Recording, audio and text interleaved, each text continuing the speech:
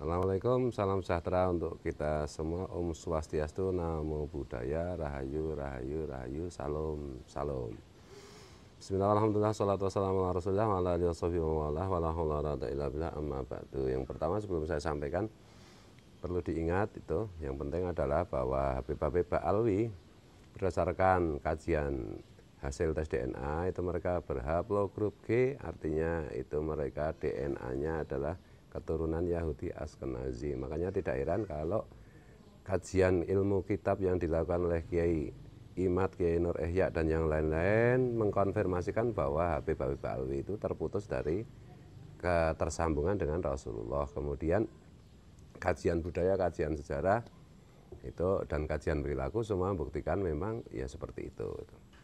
Kemudian yang kedua itu di dalam salah satu sejarah Rasulullah itu ada perjanjian Hudaybiyah di mana Rasulullah itu pada tahun itu tidak diizinkan pergi haji oleh orang-orang musyrik Quraisy, kafir Quraisy, kemudian dan yang lain-lain, dan yang ditekankan oleh Rasulullah itu adalah bahwa apapun dituruti Rasulullah sepanjang Rasulullah hanya minta satu, bahwa biarkan warga itu saling berdiskusi mengenai kebenaran, dan dalam konteks itu adalah kebenaran ajakan Rasulullah untuk mengesahkan Tuhan.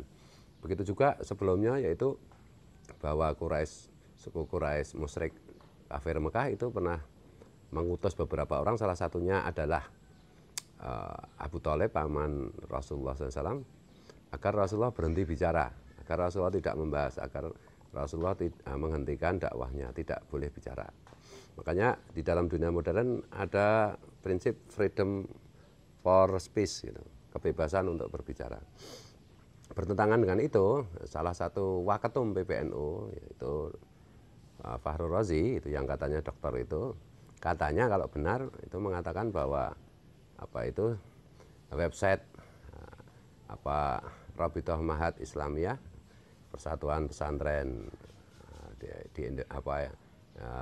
NO itu dilarang untuk memuat tulisan membicarakan nasab. Ini saya jadi ingat ini. Nah, apakah Fakhrul Razi itu sudah melakukan modus seperti orang-orang kafir jahiliyah, itu melarang orang bicara? Apakah sudah menjadi budak Ba'alwi dengan jurus kafir jahiliyah Mekah zaman itu? Ya wallahu a'lam. Jadi intinya semua orang itu berhak bicara, semua orang itu berhak mengemukakan pendapat, dan semua orang itu berhak mengemukakan kenyataan realitas berdasarkan riset dan penelitian, dan kalau memang keliru ya biar dibantah. Bukan dilarang, gitu. Bukan dilarang, tapi ya dibantah dengan argumentatif. Tapi memang kalau dalam soal nasab Habib Ba'alwi itu mustahil memang dibantah itu, karena sudah ada kajian tes DNA itu, bahwa mereka itu berhaplogrup G, Yahudi Askenazi, siapapun itu, mau Habib Umar, mau Habib Lutfi, semuanya itu tadi. Dan karena mereka tidak bisa menjawab, ya mereka hanya bikin huwa, talbisul haq bil batil, dan seterusnya dan seterusnya.